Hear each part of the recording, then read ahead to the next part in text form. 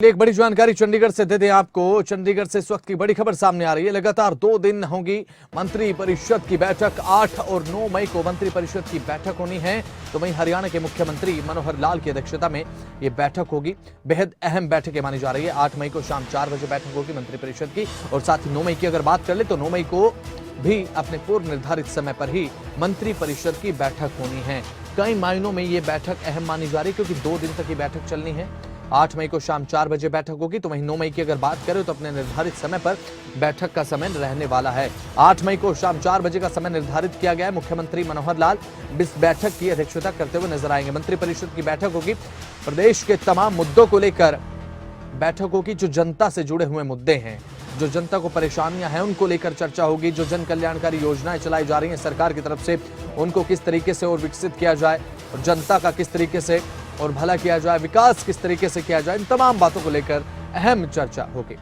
तो अनिल मौर्य हमारे संवाददाता जुड़ चुके हैं फोन लाइन पर ज्यादा जानकारी के साथ। अनिल मौर्य, देखिए 2 दिन तक हरियाणा मंत्रिपरिषद की बैठक होगी। क्या कुछ मायने इस बैठक के, क्या कुछ खास इस बैठक में रहेगा, क्या कुछ प्रमुख एजेंडे सरकार की तरफ से इस बैठक में रखे जाएंगे जिन पर गहनता से चर्चा होगी? अनिल मौर्य, देखिए, ये तो जो हरियाणा कैबिनेट की बैठक है 9 तारीख को होनी थी। 9 तारीख का ही डिसाइड किया गया था कि 9 तारीख को कैबिनेट की बैठक होगी, लेकिन अब फैसला लिया गया कि कैबिनेट की बैठक 8 तारीख को भी होगी। यानी 8 और 9 मई लगातार 2 दिन कैबिनेट की बैठक होगी। जो हरियाणा मंत्री परिषद की बैठक है 8 मई को भी होगी और 9 मई को भी हरियाणा मंत्री परिषद की बैठक होगी।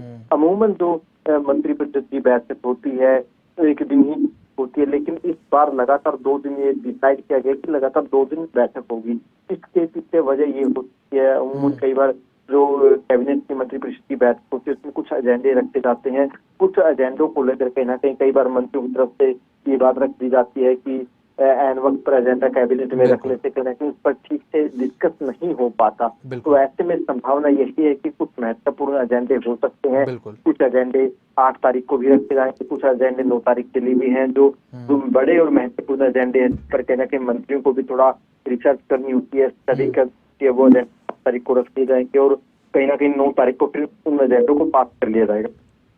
ठीक है अनिल मौर्य, देखिए पहले 9 मई को ये बैठक होनी थी जैसा कि आपने बताया, लेकिन उसके बाद 8 मई का समय निर्धारित किया गया शाम 4 बजे का। ऐसे में जो बैठक का समय वो बढ़ जाता है, चर्चा बड़ी हो जाएगी, एजेंडे ज्यादा रखे जाएंगे, चर्चा का समय ज्यादा बढ़ जाएगा, तो बैठक की अहमियत और बैठक की जो महत्वपूर्णता ज्यादा बढ़ जाते हैं। निम्न को एक बहुत बड़ी बैठक कैबिनेट की रहने वाली है 2 दिन की। बिल्कुल, जो मंत्रिपरिषद की बैठक रहने वाली है, पहले क्या हुआ था कि 9 तारीख को शाम 4 बजे सचिवालय में बैठक होगी। अब ये फैसला लिया गया कि 8 तारीख को भी इसी समय पर सचिवालय में बैठक होगी। लगातार 2 दिन बैठक रहेगी। तो कहीं ना कहीं जब लगातार 2 दिन बैठक होगी तो आप खुद अंदाजा लगा सकते हैं कि कहीं ना कहीं एजेंडे ज्यादा होंगे, ज्यादा एजेंडों होगी। कहीं ना कहीं कुछ एजेंडे कहीं ना कहीं बड़े स्तर के एजेंडे हो सकते हैं जिनको लेकर कहीं ना कहीं 8 तारीख को भी डिस्कस होगा। अगर 8 तारीख को डिस्कस वो कंप्लीट नहीं हो पाता उन एजेंडों को लेकर, तो 9 तारीख को भी उन एजेंडों पर कहीं ना कहीं चर्चा संभव हो सकती है। ठीक है, बहुत बहुत शुक्रिया अनिल मौर्य हमारे साथ जुड़ने के लिए, तमाम जानकारी देने के लिए।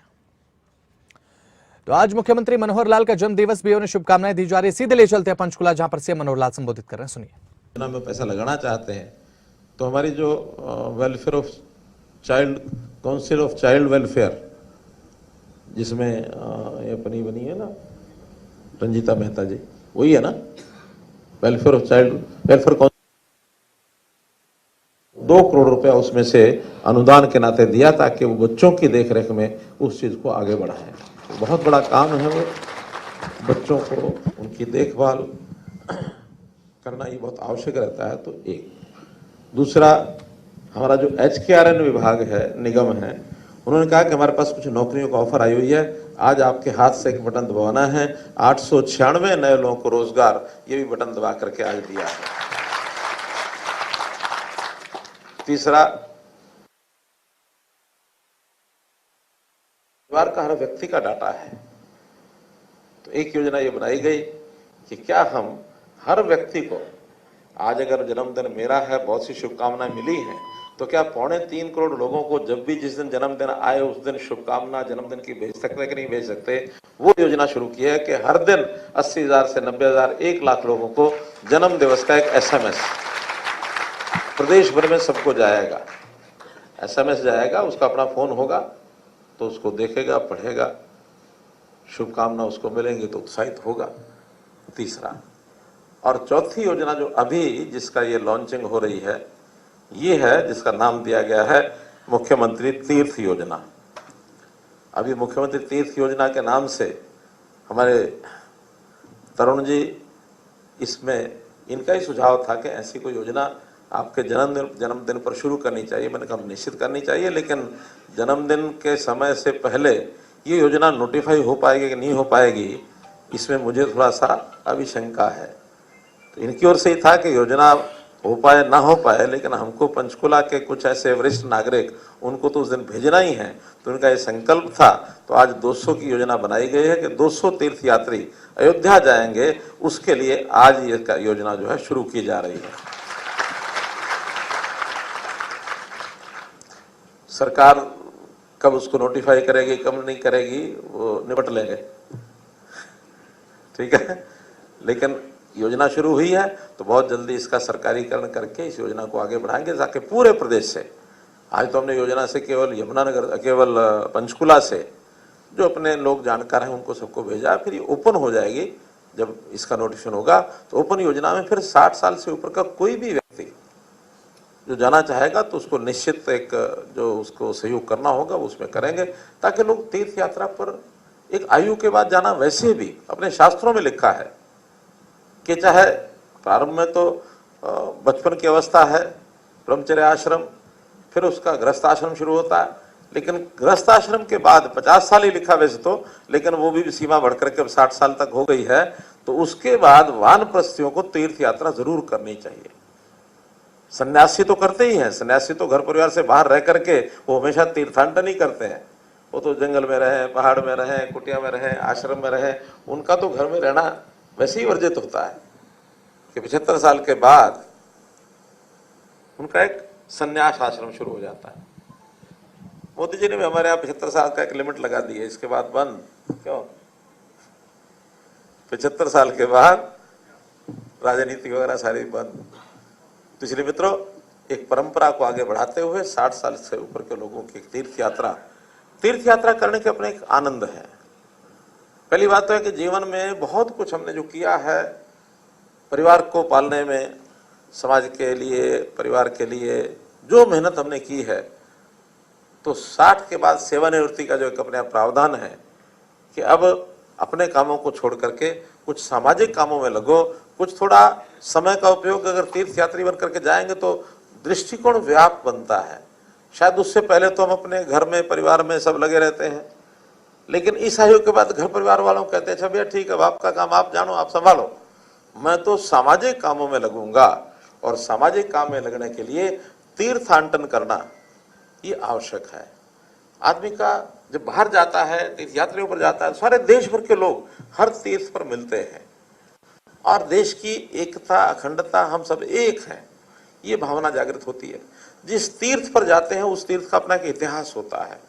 जैसे हम आज भगवान राम जी के जन्म स्थान राम मंदिर जहाँ है अयोध्या में, वहां दर्शन करने के लिए जा रहे हैं, तो स्वाभाविक मन में अब जब 2 दिन, 1 दिन, 3 दिन जितने भी यात्रा में लगेंगे, एक विचार वही चलता रहेगा।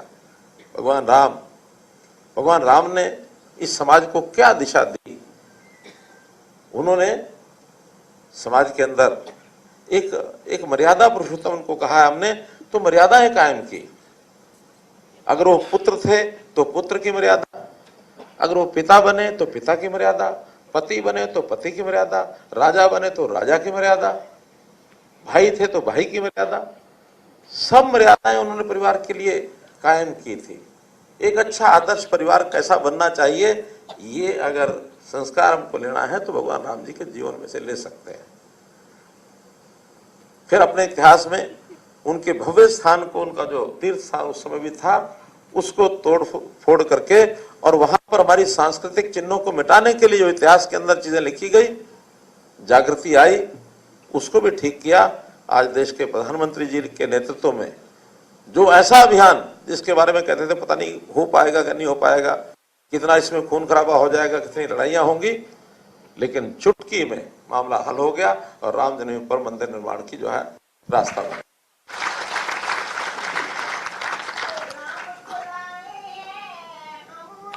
लाएंगे जो राम,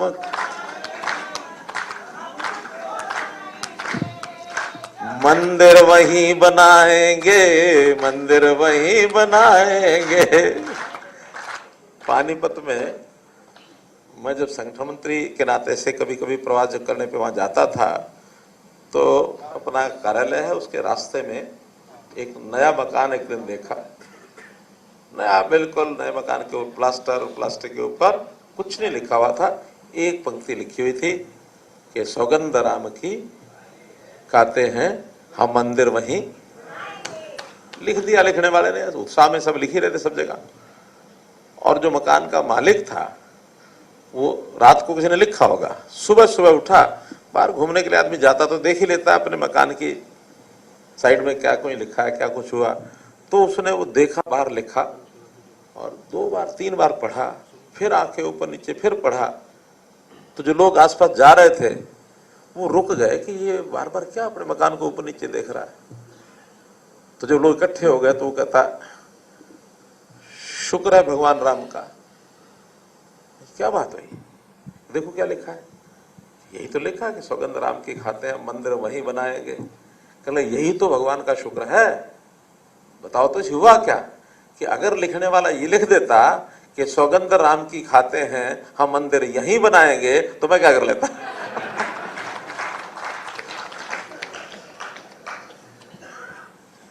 तो एक आनंद के लिए निकला, लोगों किस ढंग से और अपने विचार व्यक्त कर देते हैं। तो उस राम मंदिर के लिए कितना संघर्ष इतिहास में हुआ है। जब आप वहां जाएंगे तो आपको उसके इतिहास की जानकारियां मिलेंगी। ये पुस्तकें बहुत छपी हैं, कई लोगों ने इसके ऊपर बड़ी रिसर्च की है। कोर्ट में कितने सालों तक वो केस चला है, और जब कोर्ट ने प्रमाण दे दिया कि नहीं यहाँ मंदिर था, तब जाकर के रास्ते साफ हुए, तब उसमें से समझौते हुए, और तब आज हमको ये सौभाग्य प्राप्त हो रहा है कि इस पीढ़ी के लोग, आगे आने वाली हमारी पीढ़ियां याद करेंगी कि उस पीढ़ी में राम जन्मभूमि के ऊपर मंदिर बनने का रास्ता साफ हुआ था। उस समय देश के प्रधानमंत्री श्री नरेंद्र मोदी जी और उत्तर प्रदेश के मुख्यमंत्री आदित्यनाथ योगी जी और सारे देश में लोगों ने कार सेवक बन करके जो भूमिका निभाई, वो भी हमारे से छुपी हुई नहीं है। तो इस नाते से एक बहुत ऐतिहासिक ये काम हुआ है, जिसके दर्शन करने के लिए आज हम जा रहे हैं। आपकी यात्रा शुभ हो, मंगलमय हो। आपका बहुत बहुत आभार, बहुत बहुत धन्यवाद।